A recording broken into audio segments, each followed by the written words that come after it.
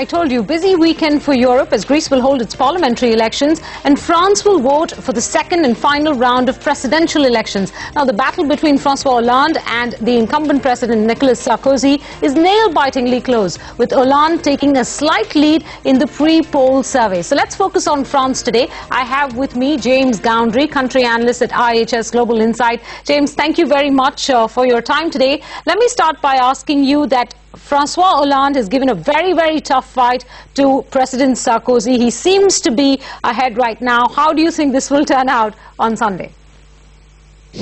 Well, I think it looks as if it's going to be a victory for Hollande.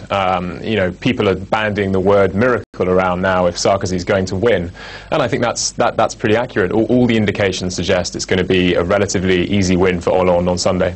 All right, if it's going to be a relatively easy win, then the next question to you is how will or what do you expect will be the changes to France's economic policy if Francois Hollande was in fact to come to power?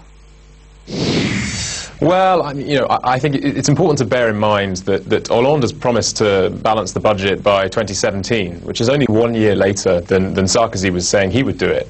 So I think what we're going to see is changes in the way he aims to achieve this, rather than any grand change in his overall approach to economic policy.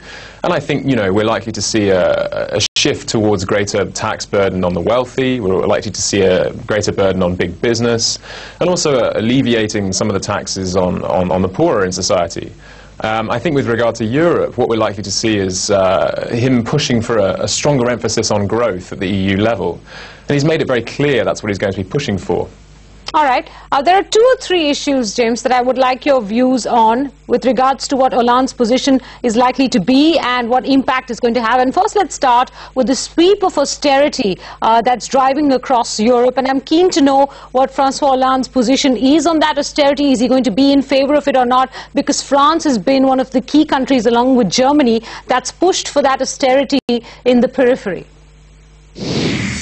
Well, I think that Hollande will be, certainly, I think it's fair to say Hollande is going to be in favour of continuing austerity. Yes, balancing the budget is a priority for Francois Hollande. I think what he's going to try and change is the way they do that and the emphasis they place on growth. For Francois Hollande, it's not just about austerity, it's about getting growth to return to the Eurozone. It's about having measures to create more growth, which will in turn help get rid of the budget deficit. So that's what he's going to insist on at the European level, and what he's also going to take steps to achieve at the national level as well. Well, how is that growth going to come about, James? Because we've seen some of the data coming out of Europe, and it's not just the periphery. The core is getting impacted as well. The data both on Germany and France seems to be getting weaker. So what impact do you think Hollande's policies will have on the growth prospects of France itself? As I have to say, I'm not an economist, so I'm not best placed to answer that question. But according to his own estimates, he'll manage to improve the prospects of the country very well, of course. But then most of the consensus that I read seems to be that his estimates are overambitious. Overambitious. All right. So we've got the issue of austerity, internal growth, and the most important issue, the relationship between France and Germany, which has been the driving force of the attempts towards recovery in Europe. If Hollande were to come to power, how is it going to impact the France-Germany equation? Yes. I think it has to.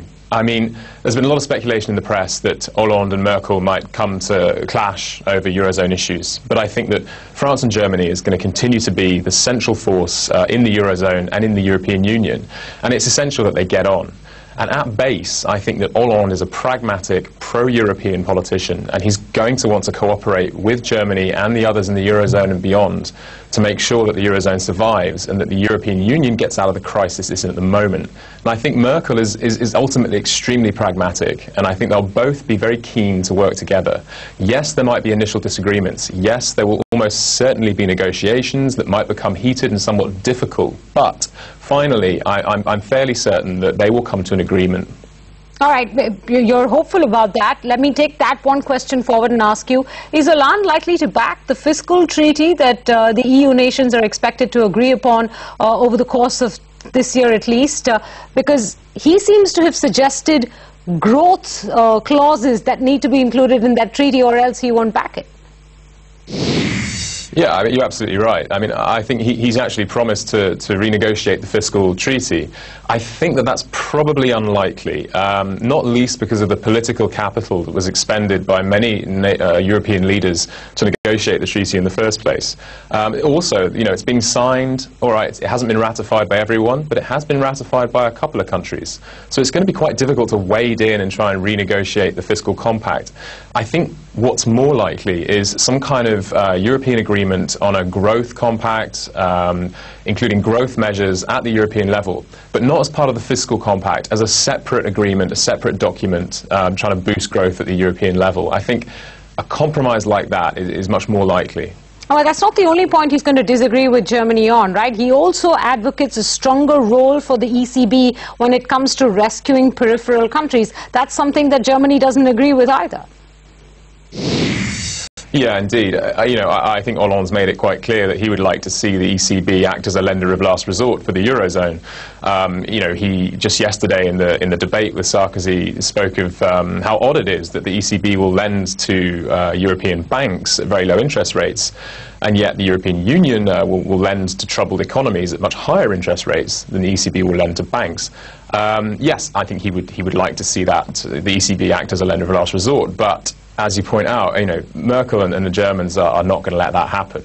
It's against the rules of the ECB, and I don't think they're likely to move on that. And just because the Germans will be so intransigent on this issue, I think that Hollande is likely to ultimately concede, and I think there'll be a compromise and there'll be ultimately cooperation. All right, so he's got two big challenges facing him. One, maintaining that relationship with Germany on an even keel, and second, being able to trigger off some degree of growth in France, or at least restore the growth agenda. Is he going to have enough political strength to be able to push that through? Yeah, I mean, I think it depends to some extent what happens in the legislative elections, which will take place next month. If he has a strong majority in the parliament, then I think it's possible, you know, he'll push through his agenda. But let's bear in mind, yes, he's talked a lot about spending commitments and measures for growth in his campaign. But he's also laid heavy on balancing the budget deficit, getting rid of the budget deficit, rather, by 2017. So clearly he's going to have to announce some spending cuts, and he's going to have to flesh out the bones of his plan to balance the budget. All right, one final question, James, and I know you said it would be nothing short of a miracle if President Sarkozy was managed to retain that seat, but I do want to put in a question. If he does in fact win on Monday, I don't want to rule that possibility out altogether. Will it be a very different Sarkozy in power? Because in a sense he's come so close to losing. So do you expect big changes in his both political as well as economic policies? Look, I think if he wins, and it's a huge if, I think he would see it as validation of his ideas that he's been pushing all along, and I think he would see it as a mandate to continue with the promises that he's made in the run-up to this election. So no, I don't think we would see suddenly a radically different President Sarkozy should he win a second term. All right, James Goundry, we're going to leave it there. Thank you very much for your time. That's James Goundry, country analyst at IHS, taking us through what he expects will be Francois Hollande's policies if Mr. Hollande was to come to power. We'll know only at the end of Sunday. With that, it's